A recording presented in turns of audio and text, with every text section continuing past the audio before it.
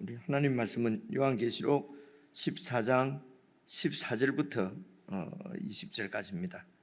요한계시록 14장 14절부터 20절까지 말씀 한 절씩 저와 여러분이 나누어 읽겠습니다. 또 내가 보니 흰 구름이 있고 구름 위에 인자와 같은 이가 앉으셨는데 그 머리에는 금면류관이 있고 그 손에는 예리한 낫을 가졌더라. 또 다른 천사가 성전으로부터 나와 구름 위에 앉은 이를 향하여 큰 음성으로 외쳐 이르되 당신의 낫을 휘둘러 거두소서. 땅의 곡식이 다 익어 거둘 때가 이르렀음이니이다 하니 구름 위에 앉으신 이가 낫을 땅에 휘두르매 땅의 곡식이 거두어지니라. 또 다른 천사가 하늘에 있는 성전에서 나오는데 역시 예리한 낫을 가졌더라. 또 불을 다스리는 다른 천사가 제단으로부터 나와 예리한 낫 가진 자를 향하여 큰 음성으로 불러 이르되 내 예리한 낫을 휘둘러 땅의 포도송이를 거두라. 그 포도가 익었느니라 하더라. 천사가 낫을 땅에 휘둘러 땅의 포도를 거두어 하나님의 진노의 큰 포도주 틀에 던지매 성 밖에서 그 틀이 밟히니 틀에서 피가 나서 함께 읽겠습니다. 말 굴레에까지 닿았고 1600 스타디온에 퍼졌더라. 오늘 말씀도 지금 내용상으로는 크게 어려운 것 같지 않습니다. 이제 어제 말씀이 이어지는 말씀인데요. 그래서 큰 성 바벨론이 망하고 멸망하고, 그리고 구절 말씀 보니까 누구든지 짐승과 그의 우상에게 경배하고 이마에나 손에 표를 받으면 그도 하나님의 진노의 포도주를 마시리니 그 진노의 잔에 섞인 것이 없이 부은 포도주라. 거룩한 천사들 앞과 어린 양 앞에서 불과 용으로 고난을 받으리니, 이제 이렇게 마지막 심판의 말씀인데요. 이 말씀을 주시는 이유는 이 말씀을 그 하나님의 그 종들에게 지금 계시하시는 말씀이거든요. 그래서 이 교회의 궁극적인 결말과 그리고 그 통치자가 누군지를 분명하게 깨닫고 이 땅에서 그런 그 제국의 권세나 또 제국에서 우상 숭배를 강요하는 그런 핍박에 그냥 죽으면 죽고 끌려가면 끌려가고 그렇게 해서 믿음을 지킬지언정 절대로 그 짐승 앞에 무릎을 꿇지 않도록 격려하고 소망을 주시는 그런 메시지가 지금 계속되고 있는 것입니다. 그래서 14절부터 한 절씩 보시면은요, 또 내가 보니 이제 요한에게 보여주시는 예수 그리스도의 계시지요. 흰 구름이 있고 그 구름 위에 인자와 같은 이가 앉으셨는데, 그러니까 구름이 바로 이 인자의 보좌지요. 그 왕의 보좌입니다. 이 구름이 이제 자꾸 이렇게 나오는 것은 여러분 지금 생각나는 게 다니엘서 7장 13절입니까? 이렇게 구름을 탄 인자 같은 이가 영원부터 계신 하나님 앞에 와서 모든 그 나라의 그 권세를 받는 이제 그런 그 그림이 다니엘서에 이렇게 나오니까요. 뭐 얘기를 하기로는 이제 묵시문학이나 이런 데서는 이런 구름 이야기, 이런 얘기가 많이 나온다고 그래요. 근데 뭐 그렇게까지 안 가더라도 유대인들은 나라를 계속 읽고 있었으니까 그 나라를 회복시켜 주시겠다고 하는 그런 그 메시아에 대한 그런 메시지는 그 유대인들이 많이 알고 있지 않겠습니까? 나라가 회복될 것에 대한 소망이니까요. 그러니까 그런 다니엘서에 있는 말씀이나 이런 이야기는 익숙할 것이라고, 익숙한 중에 더 익숙할 것으로 우리가 이해를 할 수가 있고요. 그래서 이제 구름 이러면은 하나님의 그 보통 그 보이지 않는 하나님을 백성들에게 이렇게 드러내실 때 그 영광을 나타내시고 그 통치의 그런 영광과 거룩을 나타내실 때에 주로 구름이나 이런 여러 가지 초자연적인 이런 그 현상들을 통해서 자기 백성들에게 당신을 계시하셨거든요. 그래서 이 구름도 그런 하나님의 이제 영광, 하나님의 그 임재, 이런 것을 이제 나타내는 그러니까 결국 그 상징적인 이런 그림으로 이미지로 그렇게 이해를 하시는 것이 여러분 그 좋지 않겠습니까? 그죠? 그래서 성경이 구름이라고 그랬다고 해서 자꾸 이렇게 구름 뭉실뭉실. 그래서 저도 비행기를 타고 오면서 이제 구름이 정말 이렇게 이제 많이 이렇게 구름 위를 이제 이렇게 왔는데요. 이제 이 말씀을 드리는 것은 제가 여기 우리 한국도 그렇습니다만은 국에서 가면은 구름이 정말 이제 이렇게 밑에 땅에서 보면 이쁘거든요. 정말 그 구름에 무슨 새로운 세계가 있는 것 같은 착각이 들 정도로 그 구름이 이뻐요. 근데 이제 비행기를 타고 가면은 그 구름이 이 구름이구나 이제 그렇게 보이지 않습니까? 그렇습니다. 그래서 자꾸 성경에 나오는 구름을 그렇게 이해를 해버리면은 저 구름에 앉으면은 뭐 이렇게 떨어지지 않을까 뭐 이런 생각도 하지 않습니까? 하나님께서 살아계시기 때문에 구름도 탁 안 빠지도록 하실 수 있다. 이제 이런 식으로 막 하는 것을 우리는 강력한 믿음, 아주 굳센 믿음이라고 자꾸 표현을 하거든요. 그렇게 이해를 한단 말입니다. 이제 어떤 문자가 나오는 사실을 나는 그렇게 되는 것을 믿는다. 누가 뭐래도 나는 믿는다. 뭐 이렇게 하면은 믿음이 좋다. 그런데 진짜 믿음 좋은 것은 하나님의 뜻을 쫓아서 사는 것입니다. 그래서 뜻을 잘 살펴서 그래서 그 뜻대로 사는 것이 그 하나님의 뜻대로 살지 못하는 이유가 하나님을 신뢰하지 못해서 그렇거든요. 하나님께서 말씀하시는 이런 말씀들을 믿지 않으니까 그 말씀대로 못 사는 거 아닙니까? 그래서 어떤 현상적인 어떤 그런 것들을 나는 그런 일이 일어날 줄 믿는다. 자꾸 이렇게 예를 들어 죽은 사람이 살아날 줄 믿는다. 그래서 죽으신 예수님이 영으로 부활하셨다는 것을 믿으면은 세상의 모든 욕심을 다 버려야죠. 그렇죠? 그리고 세상이 주는 모든 유혹 가운데 흔들리지 않아야죠. 정말로 그 부활하신 주님을 믿는다면은 목에 칼이 들어와도 불의를 행하거나 이렇게 하나님의 뜻을 거슬러서 우상을 섬기거나 제국의 그 만본을 쫓아 살아서는 안 되는 거지요. 그래서 믿음을 새롭게 잘 이렇게 우리가 정리를 하고 어떤 나는 6일 만에 세상이 지어준 줄 누가 뭐래도 믿는다. 이렇게 그죠? 그래서 창세기 1장에서는 나는 무조건 그 순서대로 믿는다. 그런데 여러분 2장을 잘 읽어보시면요, 1장에서는 남자 여자를 그냥 그날 하루 만에 만드는 것 같은데요, 2장에 보면은 이게 하루 만에 되었을까? 그죠? 남자가 있는 모든 뭡니까? 이제 동물들 이름을 다 지어주지 않습니까? 그리고 지어주고 나서 보니까 다 짝이 있는데 나는 왜 짝이 없냐? 그렇게 해서 이제 하나님이 아담도 잠들게 하시고 그 가운데서 또 갈빗대를 빼서 그렇게 만드시잖아요. 그러면 이게 이름들 다 지어주고 하는 게 하루 만에 이게 가능했을까? 그래서 그 다음 날이라도 날짜가 좀, 그러니까 1장에서는 그냥 남자 여자를 하루 만에 다 만드는 것인 것 같은데 2장을 잘 읽어보시면은 그렇지가 않아요. 그죠? 그래서 이렇게 전체적으로 잘 살펴보지 않고 어느 한쪽만 가지고 나는 이렇게 된 줄로 믿는다는 거죠. 그래서 이런 것들이 믿음 좋은 것 같아도 자꾸 이게 불합리하고 이해되지 않는 것을 하나님을 신뢰함으로 믿는가 하고요, 그 불합리한 현상이나 이런 것들을 그냥 나는 믿는다 하는 것이 정말 믿음이겠는가, 이제 이런 생각을 해 보는 것입니다. 본문이 짧으니까 이제 이런 말씀도 드리게 되는데, 그럼 예를 들면요, 이렇게 얘기를 할 때에 그러면은 천지가 창조될 때도 해와 달과 이런 것은 4일째잖아요. 그죠? 4일째 만들어지는데, 그럼 첫째 날, 둘째 날, 셋째 날은 이게 24시간이 맞을까? 이러면은 24시간 맞다. 그죠? 근데 그게 지금 요즘 우리가 말하는 24시간인지 이런 건 참 애매하잖아요. 그죠? 그리고 첫째 날, 둘째 날, 셋째 날 해가 없는데 어떻게 하루 이틀을 이렇게 공전, 자전이 없는데 어떻게 알 수가 있습니까? 해가 없어도 하나님은 24시간 내에 첫째 하루 만에 만들었다. 제가 만난 분이 이렇게 말하는 분이 있어요. 그러니까 더 이상 할 말이 없는 거예요. 목사님은 그것을 안 믿습니까?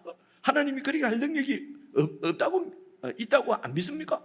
이러니까 참 그 말하기가 그게 믿음이라고 생각하는 거죠. 그죠? 아니 그 뭐 24시간에 만들었으면 어떻고 12시간에 만들었으면 어떻습니까? 하나님이 창조주시라는 것이죠. 그 창조주한테 우리가 어떻게 그 창조주 앞에 어떻게 살아야 될 것인가 하는 것이 중요하죠. 그죠? 저는 뭐 1초 만에도 만드실 수 있고 100만 년에 걸쳐서 만드실 수 있는 부분인데 뭐 그렇게 하나님이 창조주시라고 하는 분명한 믿음 그렇습니다. 그래서 구름 위에 인자 같은 이가 앉으셨는데 보십시오. 그 머리에는 금면류관이 있고 그 손에는 예리한 낫을 가졌더라. 이미지죠. 그림입니다. 금면류관이 있다는 말은 왕이라는 얘기입니다. 심판주라는 얘기죠. 그렇죠? 흰 구름에 앉으신 인자 같은 이. 그래 인자 같은 이가 바로 우리 주 예수 그리스도시라 말입니다. 요한계시록에서는 그분이 머리에 금면류관이 있고 손에는 예리한 낫을 이전 번역에는 이한 낫을 이랬는데 지금 예리한 낫을 번역이 잘 돼 있네요. 그죠? 이하다는 말은 날카롭다는 말이지 않습니까? 그래서 낫을 가지고 있습니다. 그래서 15절 또 다른 천사가 성전으로부터 나와서 성전으로부터 나온다는 것은 이 모든 일이 하나님의 보좌로부터 하나님의 뜻이 시행된다. 이제 이렇게 이해를 하시면 됩니다. 성전으로부터 천사가 나와서 구름 위에 앉아 계신 우리 예수님을 향하여서 큰 음성으로 외쳐 이르되 당신의 낫을 휘둘러서 거두소서 추수를 하십시오. 땅의 곡식이 다 익어서 거둘 때가 이르렀음이니이다 라고 하니까 구름 위에 앉으신 예수님이 낫을 휘둘러서 땅의 곡식을 다 거두었습니다. 그래서 땅에 이제 추수를 한 거죠. 그러니까 마지막 날이라는 말입니다. 마지막 날에 예수님께서 당신의 백성을 다 추수를 하시는 것입니다. 이제 곡식이죠. 땅의 곡식을 다 잘 익은 곡식을 다 추수해서 이제 이게 마지막 이제 이 심판의 그 구원이지요. 자기 백성을 구원하시고 17절 보니까요. 또 다른 천사가 하늘에 있는 성전에서 나오는데 역시 예리한 낫을 가지고 나오는 거예요. 그죠? 또 다른 천사입니다. 또 다른 천사가 하늘에 있는 성전에서 나오는데 역시 예리한 낫을 가지고 나오니까 18절에 또 불을 다스리는 또 다른 천사가 이제는 제단으로부터 나옵니다. 제단은 번제단에는 늘 불이 이렇게 붙어 있지 않습니까? 이미지가. 그래서 그 다른 제단으로부터 불을 다스리는 천사가 나와서 불이라면 이미지가 심판의 이미지거든요. 그래서 불을 다스리는 그런 그 다른 천사가 제단으로부터 나와서 예리한 낫 가진 자를 향하여서 예리한 낫을 가진 또 다른 천사에게 향하여서 큰 음성으로 불러 이르되 네 예리한 낫을 휘둘러서 땅의 포도송이를 거두라. 그 포도가 익었느니라 하더라. 그러니까 16절까지는 곡식 추수고 지금 17절부터는 이제 포도의 추수인데 그 16절에서는 이제 그 구름 위에 앉으신 인자 같은 그분 우리 예수님께서 추수를 하는 것이고요. 이제 17절부터 나오는 것은 또 다른 어떤 그 낫을 가지고 있는 천사에게 불을 다스리는 천사가 말을 하는 것입니다. 빨리 이렇게 그 추수를 하라. 이제 낫을 휘둘러라. 그래서 19절에 천사가 낫을 땅에 휘둘러서 땅에 포도를 거두어 하나님의 진노의 큰 포도주 틀에 던짐에 여러분 우리가 이런 말씀을 보았습니다만은 이제 포도주 틀이 있다고 합니다. 거기에 포도를 넣어서 이제 막 이제 처음에는 발로 밟았겠지요. 그러다가 아마 나중에는 어떤 기계로 했을 수도 있는데 그렇게 해서 이제 포도를 깨어서 거기서 이제 포도 접이 나올 것이고요. 발효를 시키면 포도주가 되지 않겠습니까?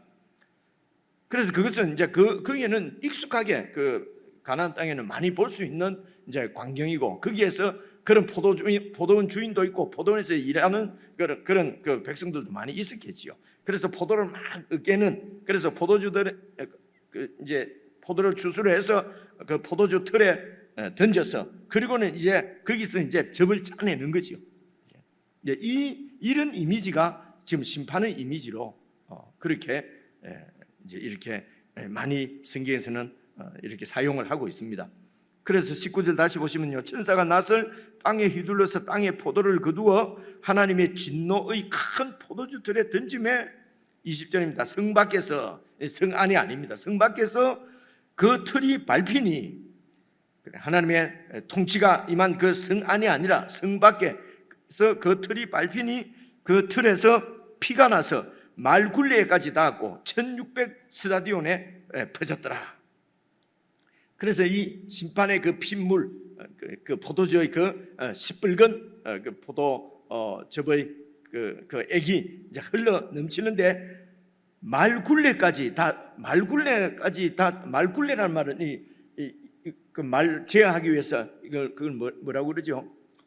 이 매는 거 있지 않습니까? 그걸 이제 말굴레라고 그러거든요. 그러니까 말이 이렇게 억스가 있으면 말굴레까지 이 피가 막 닿았다는 것입니다.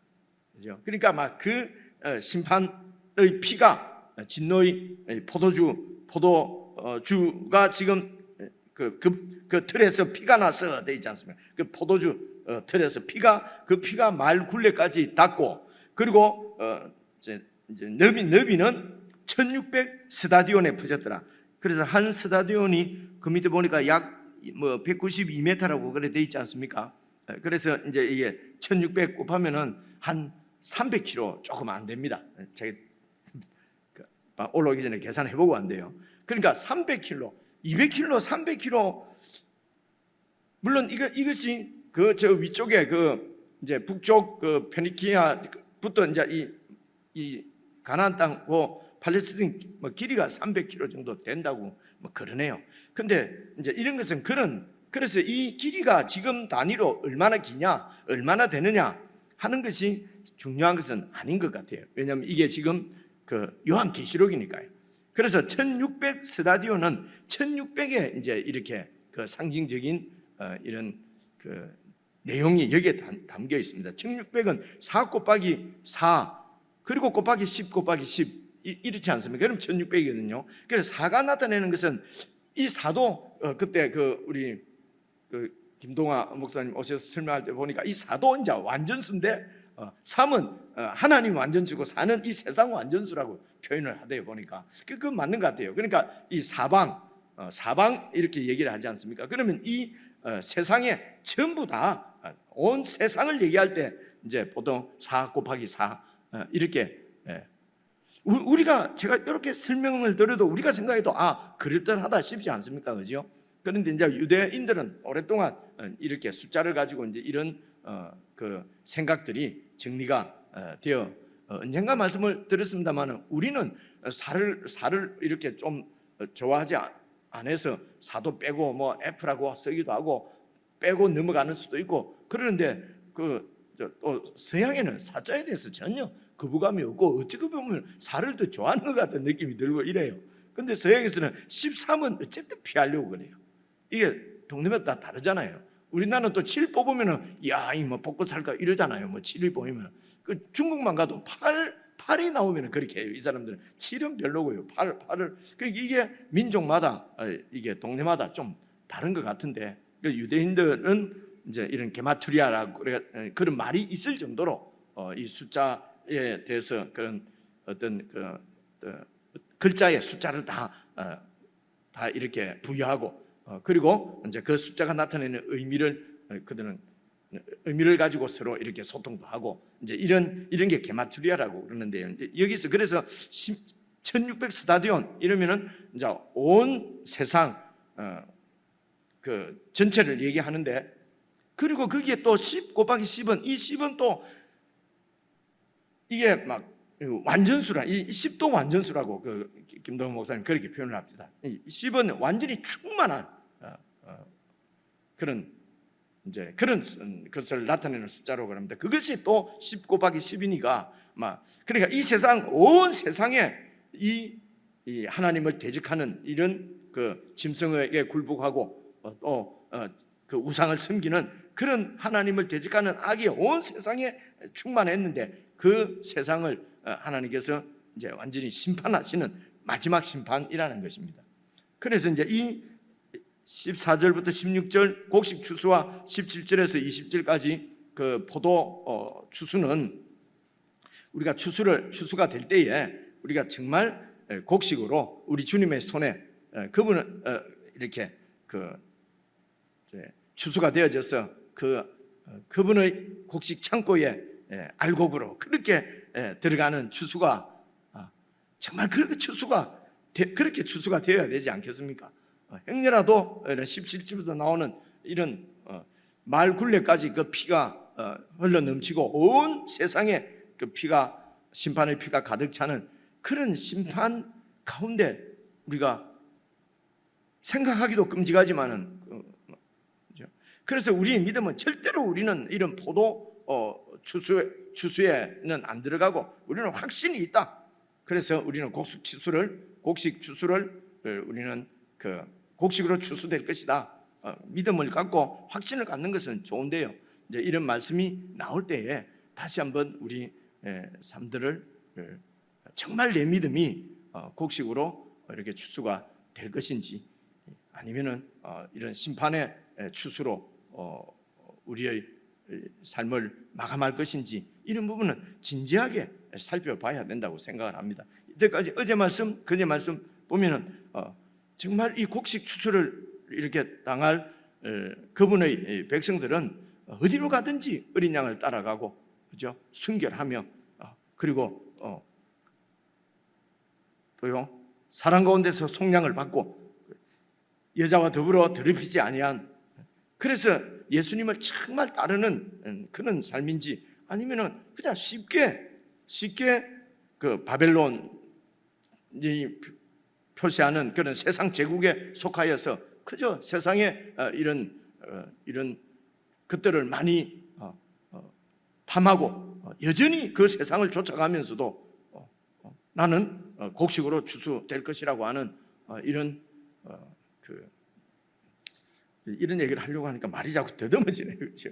이제 이런 부분은 하나님께서 우리에게, 주님께서 말씀을 주실 때에 좀 깊이 묵상하고 우리 신앙 자세를 잘 살펴서 정말 정말 자신이 없으면은 더 우리 주님을 의지하게 되지 않습니까? 믿음은 주님을 다 의지하는 것이거든요.